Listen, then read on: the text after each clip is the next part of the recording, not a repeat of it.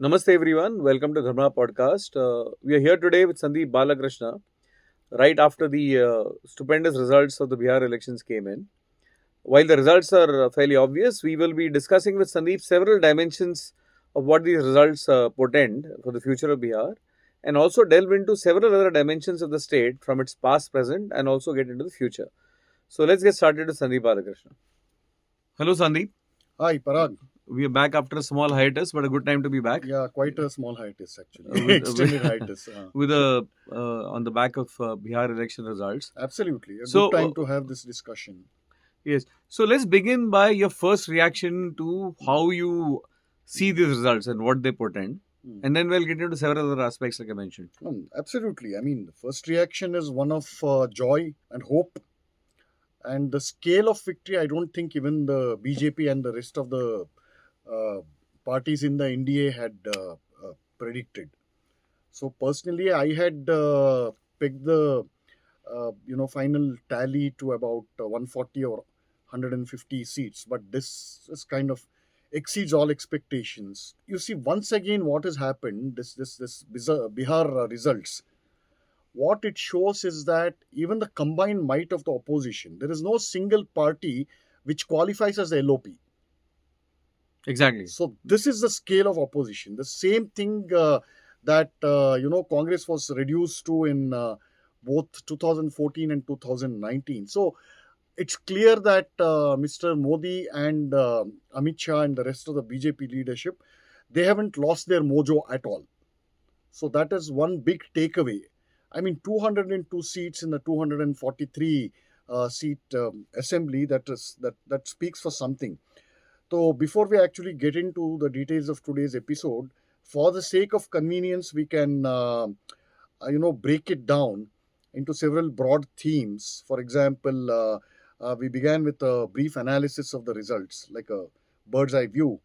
Then, as we go along, we'll also discuss uh, a few points about the campaign strategies of all the parties in the election. Then we'll also discuss the kind of narratives, especially that the opposition put out during the campaigning. And then the most delicious part of it is the scale of the media meltdown, combined with a little bit of roasting of the greatest gift to psephology, Mr. Prashant Kishore, who attempted to also become a full-time politician, but failed miserably. And then, like you said, we'll wind up with some optimism for the future of Bihar. So that's pretty much the ground that we'll cover. Now, just to extend this, this analysis of this electoral results, like I said, it is phenomenal. 202 out of 243 assembly seats.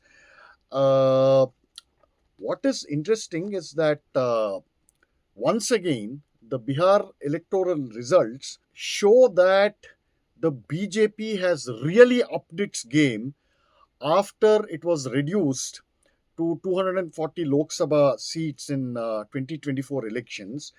Look at all the states. I think some 9 elections have been done, 6 or 9 elections have been conducted, state elections have been conducted since 2024 to now. The latest is Bihar, Odisha, big states, Odisha, Haryana, Maharashtra, and now Bihar. All of these BJP victories were not just convincing, but they were overwhelming victories. So that is the whole point.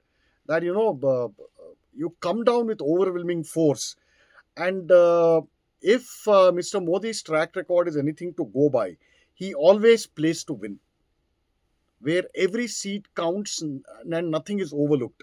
So the proof is in the pudding. And I think, to my mind, in this elections, the two biggest losers are the RJD, Rashtriya Janata Dal, and Prashant Kishore.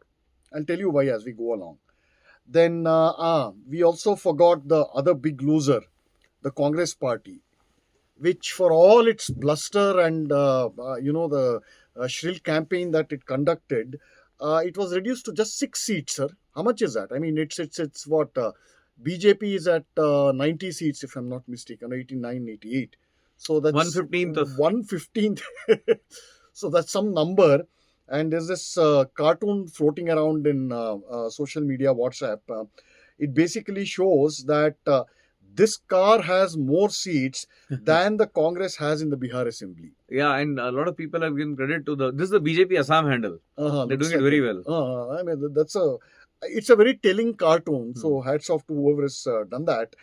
Among all these losers, the RJD's drubbing is the greatest good news in this elections. You see, if there is one single party that has taken Bihar back to the Stone Age, it is Lalu Prasad's Rashtriya Janata Dal.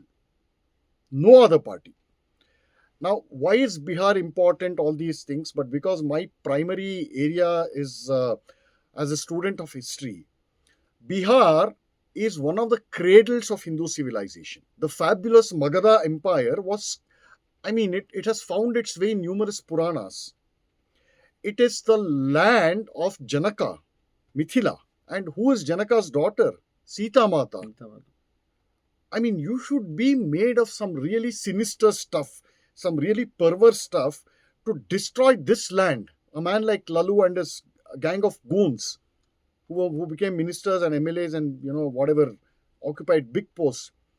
You should be like totally sick to do this to such a land. It was known as a land of learning, an educational hub. Where is Nalanda? What have they done to it? Jagannath Ja.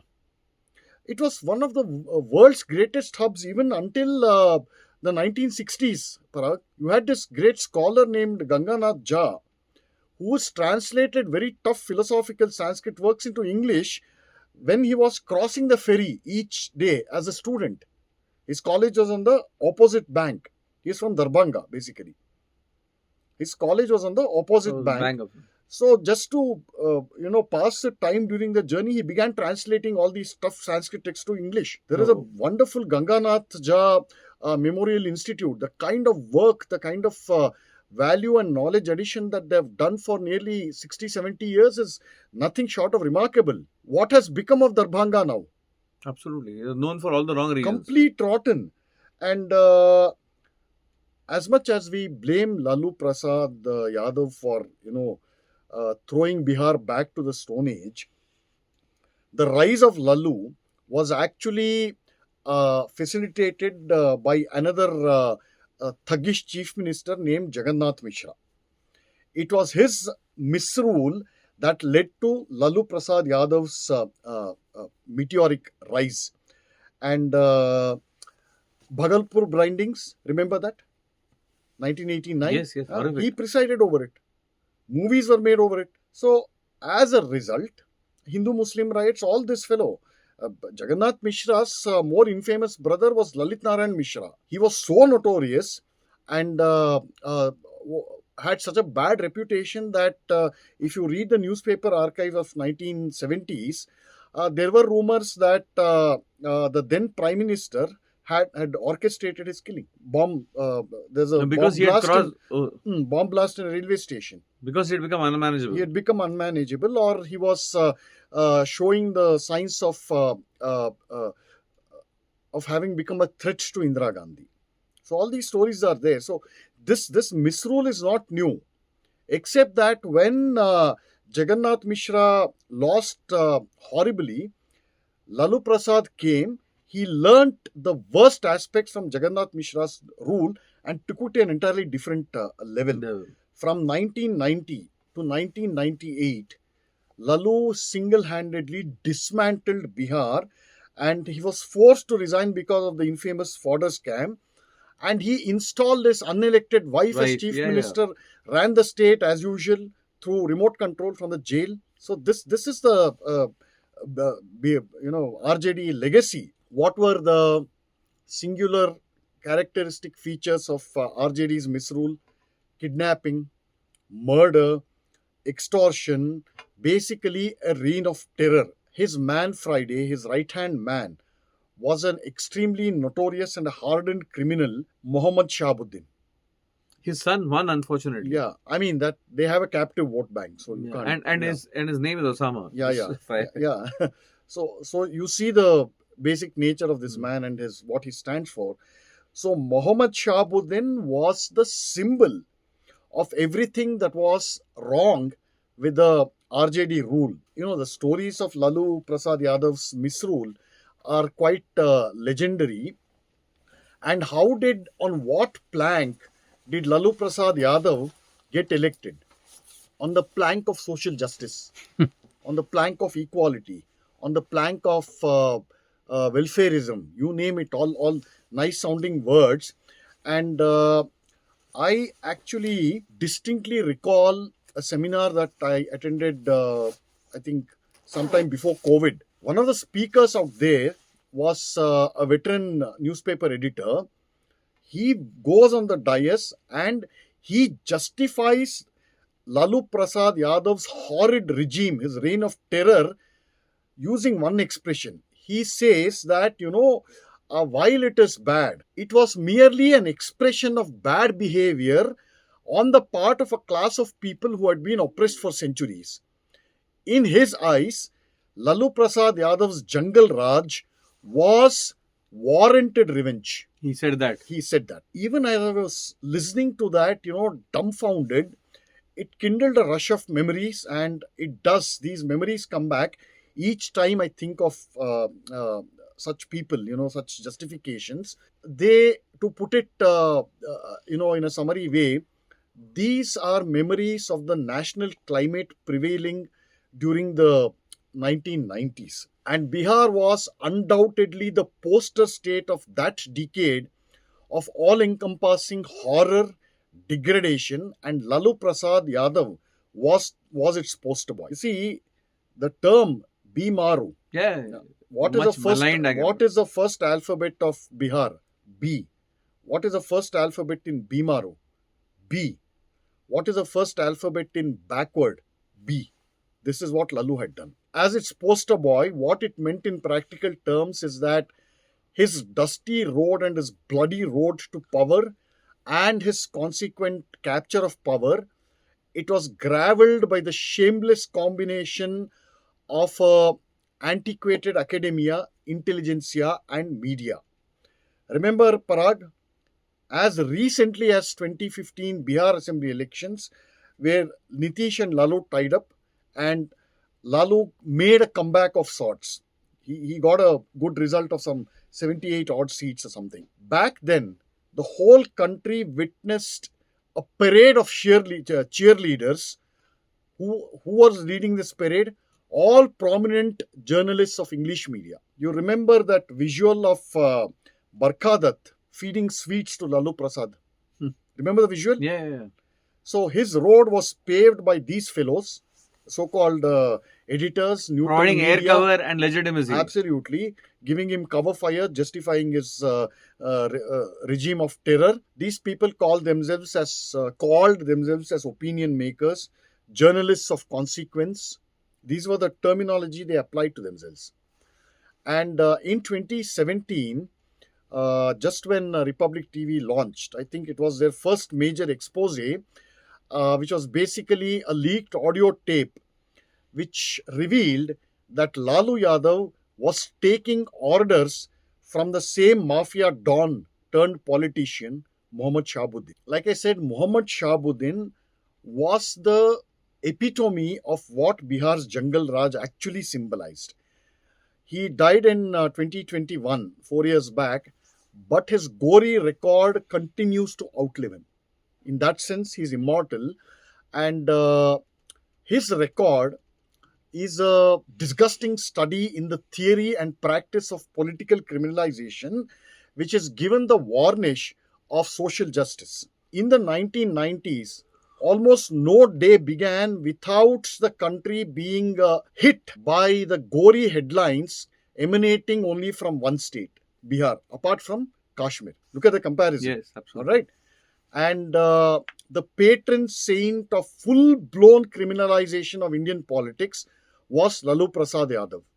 As chief minister, Sankarshan Thakur was a journalist. I think not too many people know his name now. The Gen Z, actually, this is, in a way, this one of the prime audience for this episode is Gen Z, because they don't even remember Exactly. what Bihar used to be. Even Gen Z of Bihar have zero idea of what their own state used to be for nearly 2 decades, or at least until the second term of Mr. Nitish Kumar. What the actual on the ground situation in Bihar was for nearly 2 decades. So Sankarshan Thakur has written a wonderful book. It's titled The Making of Lalu Yadav and the Unmaking of Bihar. It is a definitive book on that era and as well as on Lalu. There he says in one beautiful sentence, and which is quite tragic actually, he says exactly what Lalu Yadav had reduced Bihar to, and I quote him. What do we say of Bihar? What do we say of a state itself so punched and blown that it is not even supposed to feel pain? What do we say of a state so inured to wretchedness that it refuses now to convey it or complain? ये बिहार है, यहाँ सब कुछ चलता है. This is a brutal and a tragic indictment. Absolutely. So this was Bihar, my dear Gen Z, Biharis. But instead of being outraged, instead of weeping for this appalling state of affairs in Bihar, instead of actually standing up to Lalu's brand of criminal politics, which basically destroyed Bihar, this same combination of academics, so-called intellectuals, and the media editors, journalists, they actually celebrated Lalu's misrule as some sort of a victory of the oppressed classes, while arguing for a classless society in the same breath. Look at the levels of the deception, Parag. Absolutely. And again, a very fairly commie cover-up. Right? It is a not fairly. It is naked communism, this kind of discourse. Even forget Gen Z, even the millennial generation are not even aware of all those infamous Lalu jokes that were widely popular in 1990s.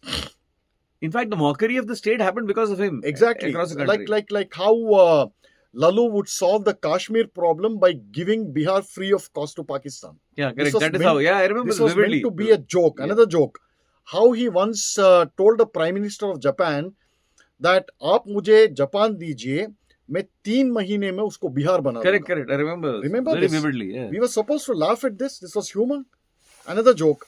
How Lalu claimed that Bihar's roads were as smooth as Hema Malini's cheeks. Yes, I remember. Remember this? Yes. They're endless. And what Lalu's misrule also symbolized was that it was an ongoing crime saga of epic proportions. It was a colossal tragedy that had been reduced to this variety of humor. It is an absolute travesty and a mockery that even defies definition, Parag. It is nothing, these jokes, alleged jokes, are nothing but expressions of casual cruelty, but the whole country laughed at it. Can you imagine anything worse than that? And another veteran journalist, Prem Shankar Jha, in India Today, he wrote a damning article that in the 2000 Bihar Assembly polls, Lalu Yadav stunned everybody by trouncing the combined might of the opposition parties, which comprised BJP and JDU and Samata Party. Okay, he was literally unstoppable, and this is what Prem Shankar Jha writes, and I quote him. When the usual allegations of booth capturing are accounted for, one fact stands out. Misrule, corruption, fraud, betrayal of promises no longer matter to Bihar's people. According to a Bihar State Intelligence Bureau report, suppressed in 1997 by Governor A.R. Kidwai and Prime Minister I.K. Gujral, Lalu was the patron saint of a third of the 120 or so dacoit gangs active in the state. Dacoit gangs. Patrons of that. Patron saint. The chief minister. A constitutional post. Booth capturing. Remember, we have come a long way, Parag. We have come a long way. Can I just add a quick anecdote on booth capturing? Please. So, Tavleen Singh, not Tavleen Singh, Nalini Singh, the sister of Arun Shourie, She had gone to Bihar during those days, and she was interviewing these professional booth capturing teams, so to speak. I can't think of a word. And they were all masked. And she asked many questions. One of the questions that stayed to the audience was, so आपके घर की औरतें जो पीछे काम कर रही है, ये गई थी क्या वोट देने? कौन ये? इनका क्या करना वोटिंग लेने से? चूल्हा चलाए, चक्की चलाए? इनका वोट तो हम डाल देंगे जिसको डालना है. So this is how it was run. Exactly. And does the media cover this? Did the media cover this back then? He would mouth all these election rallies. Oh, what is that? Mahila ko ye karenge, wo denge, ye denge, welfareism, all these whatever women empowerment kind of slogans. They would print that, only that, not this. And now that you mentioned Nalini Singh's interview, another journalist, eminent journalist, M.J. Akbar, he once visited Lalu Yadav's home, his official residence, and spoke to him. It's a beautiful article. It's an eyewitness account.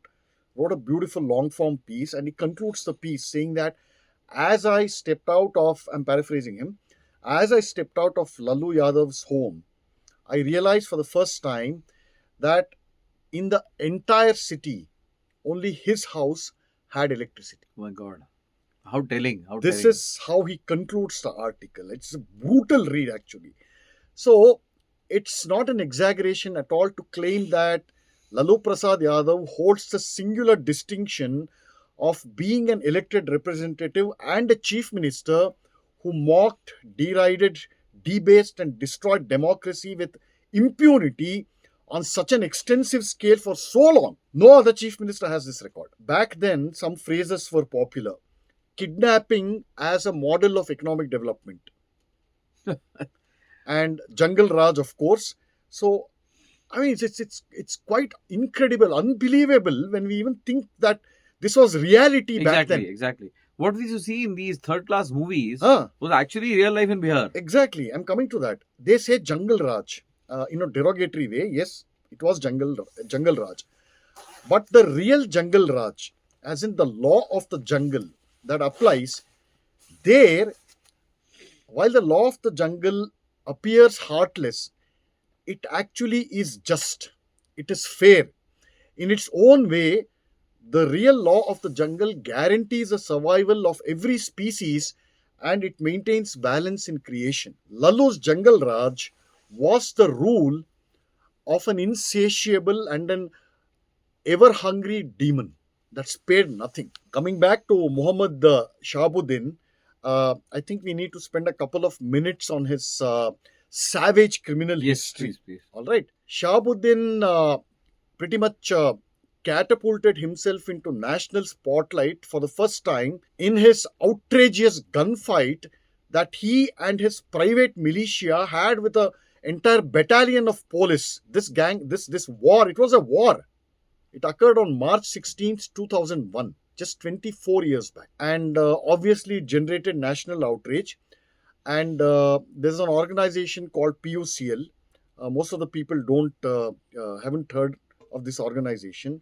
One of its chief luminaries back then was Arun Shauri's father. PUCL sent a fact-finding committee to investigate this police and Shahabuddin encounter. Encounter, and it published a bulletin on October 2001. When you read it because both God and devil lie in the details. It is spine-chilling. And I'll just read out a small extract from that. It says, how Shahabuddin is a history sheeter with a 16-year-long record of crimes which include murder, attempts to murder, kidnapping, possession of illegal arms and explosives, and a number of other crimes. In the police dossier maintained by Husseinganj police station, his name figures under Class A, criminal. Most dreaded, most notorious. You take the sections, all the sections of the Indian Penal Code, Shahabuddin would have been charged under all of them. That's the extent. And then it goes on to say that the patronage and de facto immunity from legal action offered to him by the RJD government gradually made him a law unto himself and gave him an aura of invincibility. The police turned a blind eye to his criminal activities and allowed him to turn Siwan district into his fiefdom where only his fiat ran. Shahabuddin's reign of terror has been so complete that nobody dared to depose against him in cases in which he was an accused. His sway was made complete by posting servile officers willing to act as his stooge. Close quote. If this was not enough, back then Mr. Arun Shauri was a Rajya Sabha MP. So in 1999, he reproduced intelligence reports on Muhammad Shahabuddin, which leave nothing in doubt as to this guy. He says, Shahabuddin is a mafia don having an estimated strength of 100 armed followers. Private militia, sir. Absolutely. He virtually runs a parallel administration in the district, equipped with automatic and semi-automatic weapons like AK series rifles, 15 of them, carbines, 20, pistols and revolver, 160, Mossers, 5, and hand grenades, 80. His gang operates in Siwan and its adjoining districts. The gang is responsible for political killings, collecting ransom from kidnapping rich traders, industrialists, extorting money from contractors, smuggling of arms, synthetic drugs, etc. The gang is reported to have relations with the Dawood Ibrahim gang, presently based at Dubai. Close quote. You need more proof than this? This happened in real life. And the extent of Shahabuddin's ghastly criminality, it can also be gauged in an extremely grotesque case where he and his henchmen kidnapped two men named Girish and Satish Raj. They kidnapped them, tortured them, and his henchmen drenched Girish and Satish Raj in acid and then shot them dead. Democracy, sir, social justice.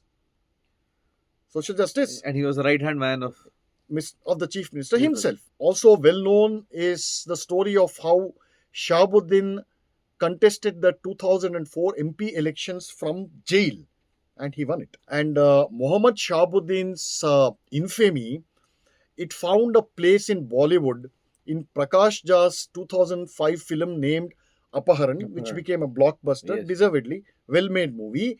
In that movie, Nana Patekar plays the character of Tabrez Alam, a mafia don. It is completely modeled after Muhammad Shahabuddin, and what is shown on the screen is not even a fraction of what this man did in real life. Like I keep saying, I'm a student of history, and so a sense of history tells us that Muhammad Shahabuddin eventually turned out to become the untamable Frankenstein's monster, which was created not by Lalu Yadav, but by something called secularism. Well said, well said. He was the creation of the Congress brand, rather Nehru brand of secularism, which was relentlessly pumped into public discourse by the same gang of academics, media, intelligentsia, and so on. So, if Lalu Prasad Yadav took orders from Shahabuddin in 2017, the roots of this disease must be traced back to Nehru's secularism. I would like to bring up the Champa Biswas case after the sordid Shahabuddin saga that you so tragically outlined. Champa Biswas was the wife of an IAS officer posted then. One of these gentlemen, I'm not sure about the name, so I don't want to make a mistake. He took fancy to her, The disgusting episode. And he raped her for 2 years. Yes. The IAS officer ran pillar to post, complained to every possible source, nothing happened. Finally, it reached, I think it was Sushil Modi, who brought it up in the assembly, and eventually all the legal action took place. So this was the wife of an IAS officer who went through this harrowing ordeal for 2 years, directly under the Yadav clan. Yeah. I mean, if you put Shahabuddin and Champa Biswas, the Gen Z and the millennials who we are addressing, they should know the horrid state that the state was in. Absolutely, Parag. Lots of horror stories. I mean, this is like appalling. And there's no end to this saga of horror stories. I mean, you can, the more you dig, the worse comes out. Yes. So, one of my family friend's daughter, she was a running a very flourishing, prosperous architect firm, architect by profession. The moment 3 months after Lalu took power for the first time, the whole thuggery started.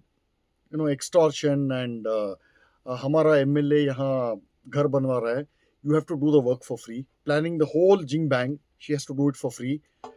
Apart from that, goons would land up. RJD goons would land up, extort money. And then finally she got fed up. She said, I'm packing my bags. And I mean, she had a good reputation. So for years, she's a second generation architect. A good reputation, revenue, all that. Well settled life, comes from a highly qualified, educated family. And then since she got no cop, nobody is doing anything. Absolutely. So she said, okay, fine. I can't run my business like this. So each day you come, one party guy comes and say, 50,000 दे दो, 2 लाख दे दो, इसको free में करो, उस शहर में जाके ये प्लान बनवाओ. This kind of thing. Send your people there. No money, no nothing. Pure terror, pure intimidation. So she said, I can no longer practice like this. I can't operate in a climate of fear. So I'm packing my bags and leaving. They didn't allow even that. So she actually abandoned her firm. And fled. Fled. Oh God. This is the whole thing. Horrible. This is how it was. Then there is this another infamous incident where one of the members of Lalu Yadav's family was getting married. Yeah, I was part of Telco that time. Tata Motors. And his whole entourage, his goons came in and barged into a Maruti Yeah, it showroom. happened. They barged into Tata showrooms Tata also. showroom. They picked up Okay. Sumos, new Safaris. vehicles. Yeah. We heard those. We Yeah. were not there. So this was, And they returned it after the wedding. But they just barged into new cars 3-4 days. You can't sell them, no? Exactly. That's what I'm trying to say is, That's the yeah. whole point. So kidnapping, extortion, this kind of theft, basically robbery, dacoity. This was Lalu economics. Way of It life. was a way of life. Thankfully, that's over. Hopefully, that's over forever. But the Lalu regime is actually a phenomenon, and it has many parallels in yet another phenomenon. For more than 2 decades, the so-called Shahi Imams of Delhi's Jama Masjid, they held 2 Congress prime ministers of the Nehru bloodline to ransom. You had people like Indira Gandhi, Rajiv Gandhi, even Nehru, Indira Gandhi and Rajiv Gandhi, to an extent Sonia Gandhi, would go to this Shahi Imam at his masjid. Yes, I remember. And do nazar to him. Why? Muslim votes. Shahi Imam was as if, one of those legit Yeah, India blessing forces. We used to read about it. He maintained a huge darbar, man. I mean, the kind of iftar parties and all the sleazy deal making and money changing. You name the vice, it was available there. And he held prime ministers of India to ransom. I mean, what does that tell you? On that note, let me narrate another important, very significant episode from the 90s, which actually is the best illustration of how Lalu had openly made a travesty of the Indian Parliament itself. Forget Bihar. In 1998, the then President of India, K.R. Narayanan, he returned a union government resolution which basically recommended the imposition of President's rule in Bihar following unimpeachable evidence of a complete breakdown of law and order. You remember that? 5 months after this, the central government endorsed the same resolution and passed it again to the president, who once again endorsed it. Lalu Yadav's government was removed. But guess what happened after that? The resolution was not ratified by one house of parliament where the government did not have numbers. But those who actually did have the numbers, they stood solidly behind Lalu Yadav. And guess whose support was the most, who gave the most crucial support to this? Mamata Banerjee. No. The former CPI leader, the late Harikishan Singh Surjit. He held his daughter's marriage in Chandigarh football stadium. Man of the toiling masses, communist leader. He saved Lalu's government, and he told on the floor of parliament as follows, and I quote him, "We have decided to put all our differences on the back burner. The top priority now is to oppose and overthrow the BJP-led government." And what he left unsaid was this: it doesn't matter whether there is Jungle Raj in Bihar. Doesn't matter. And that was how Lalu Prasad Yadav was saved by Nehru's secularism by a communist leader, supported by other secular parties. I mean, what I've narrated so far is just a partial dossier. But what it does is it actually reinforces the real truth about the scary threat that Lalu's brand of politics continues to pose for Indian democracy. Remember, RJD might have got just 25 seats, but they still have 25 seats. Yes. And they have polled a lot of votes. And it is still a potent force. It's still a good enough political formation in Bihar. And from the 90s till now, the political scenario both in Bihar as well as in India has vastly changed. It has changed so much that it has become unrecognizable. But it has not become, Lalu has not become extinct. His brand of politics is still not become extinct. It is still an opportunity which is awaiting revival. Let's not forget it. I am a big believer of the doctrine of eternal caution. A shame on the judiciary who have let him out Exactly. on health ground, and he's seeing living a normal life, in fact enjoying himself. That was my next point. See, even as we speak, even as RJD has got just 25 seats, Lalu Prasad Yadav, who has been convicted for life, he miraculously roams around as a free man, notwithstanding the NDA's massive tally of 202 seats in the Bihar Assembly Elections. No, this has to end. The judiciary has to end it's a joke. At some point, it has to end. You know, Parag, even today, despite the massive drubbing that RJD and their allies have received, even now, all these relics of the ancient media, even today, they justify his rule. I remember of editors who were actually praising what a shrewd politician Lalu was in one of his podcasts. If that is shrewdness. He doesn't mention a word about the gory regime of terror that he unleashed, but he tells about what a uncanny knack of reading the people's pulse and all those other nice things, nice qualities that Lalu had. How he remembered a vague sweeper in some building in Delhi when he was delivering a speech, and how he called him to the rise. This kind of thing. How he addressed him by his name. Whitewashing. This kind, total whitewashing. Even today, these media fellows have remain unchanged, which brings us to the third segment of today's episode, which is about Bihar's depiction in cinema and fiction, web series, all that. Prakash Jha, I think, has done the best justice to the on-ground situation in Bihar under Lalu's regime. It could be Apaharan, it could be Gangajal. And I think another well-made movie. I forget which that is. So, he's done justice. And most of the web series related, which have political themes, they are invariably set in what these fellows called as Hindi heartland, which is primarily Bihar, and they're all set in the period of Lalu's regime. So, what do they show? Is this how you want the world? And this is a question for all Biharis. Is this how you want the world to see your state? Criminals, dacoits, bandits, kidnappers, murderers, extortionists, rapists, criminal politicians, how you want the world to see your state? And themselves. It still goes on. No, there's a disgusting web series called Maharani. Yeah, I'm aware. Disgusting. It's on its 4th season. So what does it show? Glorifying. Apparently, it is loosely supposed to be modeled on Rabri Devi or whoever that is. I mean, her character is just an excuse to rather, in a way, celebrate or make the whole Lalu Jungle Raj glorified. But it is it's a very conveniently watered down version. Exactly. So they are predicted as Bahubalis and people who are unchallengeable. Their manipulations of the system. No, that term Bahubali itself has been normalized. Exactly. What the hell is Bahubali? Exactly. Criminal, basically. Exactly. Murderer, that's all. That's what is Bahubali.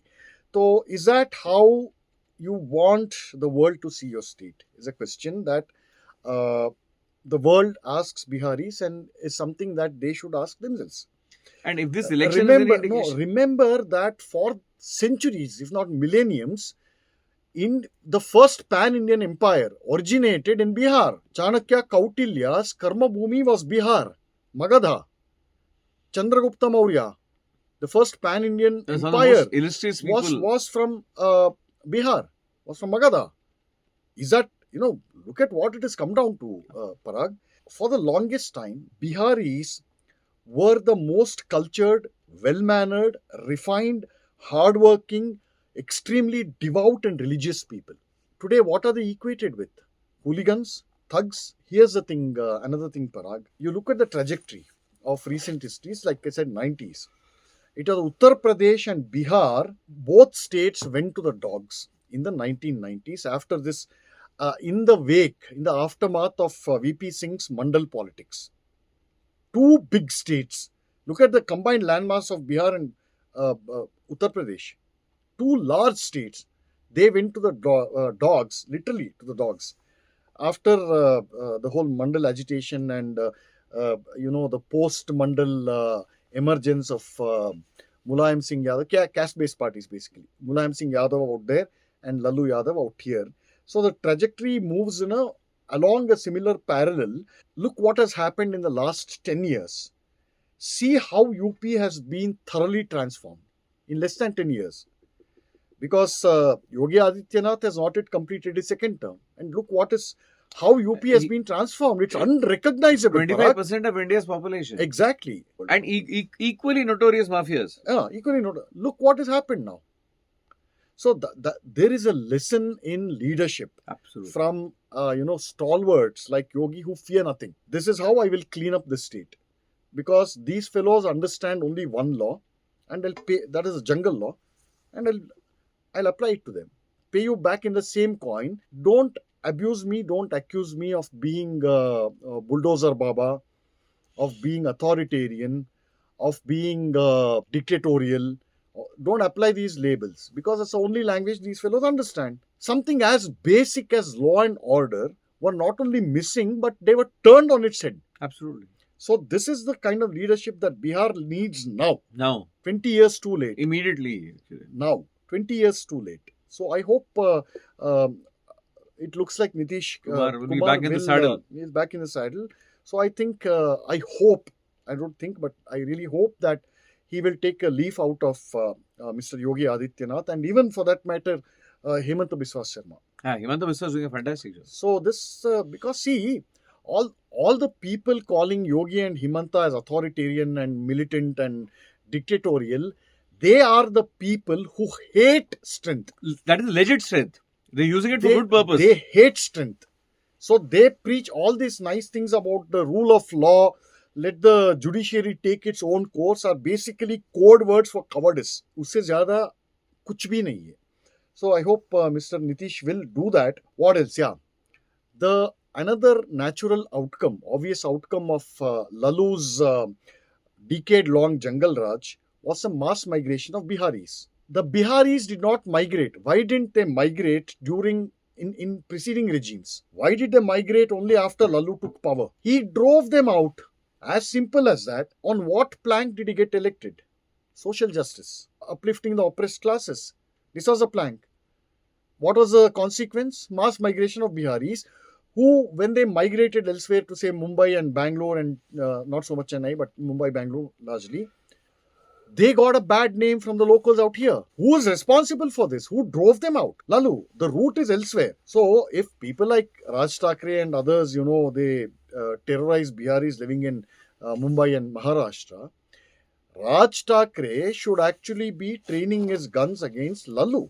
Not against the poor victims of Lalu. Well said. Not against the poor victims of Lalu.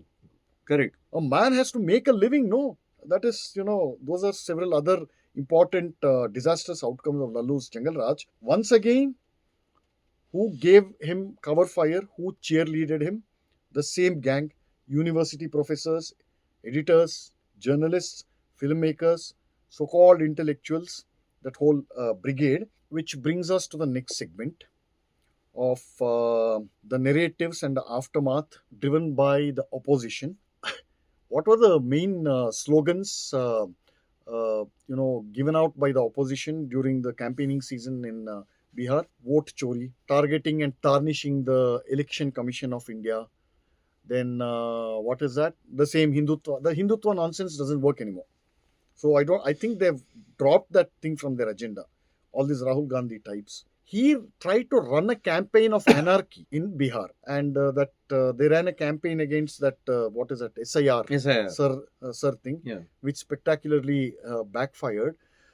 It was again the same motley gang of losers. Is how best we can characterize those fellows. And the so-called architect has done a flip turn again, Yogendra Yadav, on the same Yogendra, oh yeah, He's a joke. He's a joke. He's a parody of himself. Yeah, Salim Yadav, not Yogendra. Salim Yadav. Sorry, Salim Yadav. One of the most annoying voices in India belongs to him. Yeah, absolutely. See, Rahul Gandhi, the Congress did not run the secular campaign.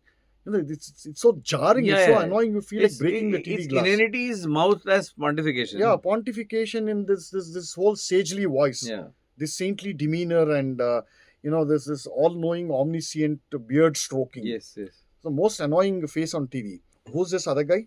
The other big loser, Mr. Prashant Kishore. What's the name of his party again? Jan Suraj, whatever party. Yeah. So what happened?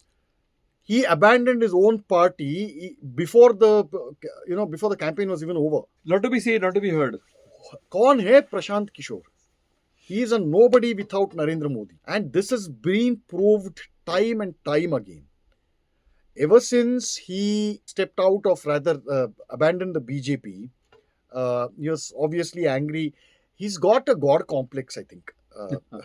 Yeah, something like that. So, ever since he split with Modi, I think he's nursing a deep sense of vengeance against Modi, which I'm sure, take it from me, he will go to his grave with a regret of not taking revenge against Modi. Take it from me. Who all has he advised after the all Modi's staunch after opponents. 2014? What is the character and nature of their politics? Every secularist, every dynast, and every nation breaker in India who's in public life, and Hindu haters, not to mention Rahul Gandhi, Akhilesh Yadav, Mamata Banerjee, Jagan Mohan Reddy, Stalin, Nitish Kumar also, because the Nitish in 2015 is vastly different from Nitish today. Yeah, that time. See, if anything, Nitish Kumar, I think, is one of the masters in the art of political survival. From the first time that he captured office, he's never been out of office. 10th time, I believe this is going to be. Something like that. I mean, not he's excluding the terms that he completed. So you can call him Paltu, whatever, but to his credit, he's been a master survivor. And I think he's finally seen the writing on the wall that Modi is indispensable to him, or BJP is indispensable to him. The same Prashant Kishore was his political advisor, no? Yeah, absolutely. And that love affair lasted less than 2 years. So this whole God complex, trying to break the party discipline. And he's made a bizarre claim that the World Bank funding for Bihar has been diverted to give the 10K SOP for every lady. He can make any claim. I mean, it doesn't matter. He's God after all. He knows everything. Now his... see, he has cultivated the media in a phenomenal way.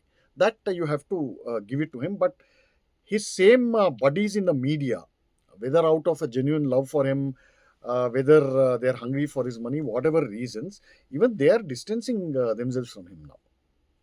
I mean, that soap is been reduced to its proper proportion. The biggest contribution Kejriwal has done is, if ever there comes a genuine man or a woman to change the polity for a better way, nobody will believe. Nobody will believe him. Because that he has proven himself to be the master charlatan hoodwinking the entire nation. Correct. Starting from IAC. Not the entire nation, sir. He managed to hoodwink only Delhi. Yeah, okay, Delhi. No, I'm saying under the India Against Corruption, that was national. So I think no person with genuine intentions, however hard he tries, I'm not saying Prashant Kishore was genuine, but Kejriwal has made sure nobody's taken seriously. Yeah, that's what I keep saying. No, Prashant Kishore is the advertising version. He's a PR version of Arvind Kejriwal. Accurate. Both are non-starters. Both have this prophetic or god complex. Yeah, absolutely. Severe God complex. Both are sociopaths. Both are severely delusional, and both have bitten the dust, as they should. Look, Parag, these are not even political novices. In any country, in any democracy, politics is a game of, it's a hard grind. National level political parties, it's not a joke to establish them and run them for decades, irrespective of gains and loss. BJP had 2 seats. Its predecessor, Janasangh, was forever sitting in the opposition. It did not even qualify as opposition, remember? Yeah. So that kind of organization, you run it for decades. It's not a joke. Absolutely. And then people like Modi, they've come through the rough and tumble. All kind of personal sacrifices, insults, you name it. They've honed this skill, politicking, in ways that is unimaginable. Who are these people? PR stunts and foreign funded clowns, basically. Modi said that in his, I think it was a victory speech. Exactly. कि हम लोग अखबार की सुर्खियों और TV से नहीं बनते हैं. बिल्कुल, absolutely. Now, moving on from Prashant Kishore, let's look at another phenomenon that has repeated itself and will continue to repeat itself in future. These elections have once again showed how Mr. Rahul Gandhi's Bhasmasura touch remains intact. Absolutely. It's actually amazing. When I think of it each time, I'm really amazed at how and why this so-called Mahagathbandhan INDI guys, how they still take him seriously. I think there must be more to it. Sorry, we'll discuss it some other time. Perhaps there's more to it, but the common people like you and me, we see clearly what, and everybody sees it. Everybody sees it clearly. It baffles me as to why they don't see it. It remains a question. I mean, they're in regular touch with him. They, sit together. And they're seasoned strategize politicians together, also. dueling. Yeah. It amazes me, really, how and why they take this fellow seriously. But anyway, so on that note, Congress has 6 seats in Bihar elections. Like I said, less than the total number of seats in a car. And I think Mr. Modi's victory speech was characteristic. There's a certain renewed vigor. This was vintage Modi during his post 2014, post 2019 victory speech. So we got to see vintage Modi there. He gave this fantastic new acronym for Congress party, Maoist Muslim League Congress. Perfect. So that is pretty much how it is. I'm hopeful that Mr. Nitish Kumar will bring in the rule of law and with an iron hand will perhaps emulate Yogi Adityanath and Himanta Biswas Sharma to end this Jungle Raj once for all in using the only language that they understand. So yeah, we can just go on and on, but I think we can conclude on this note. Thank you for watching this episode of the Dharma podcast, especially dedicated to the millennials and the Gen Z audience of Bihar. I sincerely hope from the bottom of my heart that your state will see a new Suraj in the real sense of the term. Namaste. So thank you, Sandeep, for the very accurate, much needed narrative on what Bihar was and how it has the potential to change. And I'd like to repeat Sandeep's appeal. Those of you who are not watching but know people in the Gen Z and the millennial segment, please let this conversation reach them because it's an eye-opener and they would do well to know the horrid state of affairs that state has witnessed over the last few decades. So this election, we all hope, is the beginning of the end of the Yadav clan. Nitish Kumar in his 10th term, as the report suggests, will hopefully, turn it around for good. Thank you all for joining Dharma podcast. We would like you to continue watching us, listening to us, where more such content can be produced. Please like, share, subscribe to Dharma podcast, and also let this conversation reach a larger audience. Thank you so much.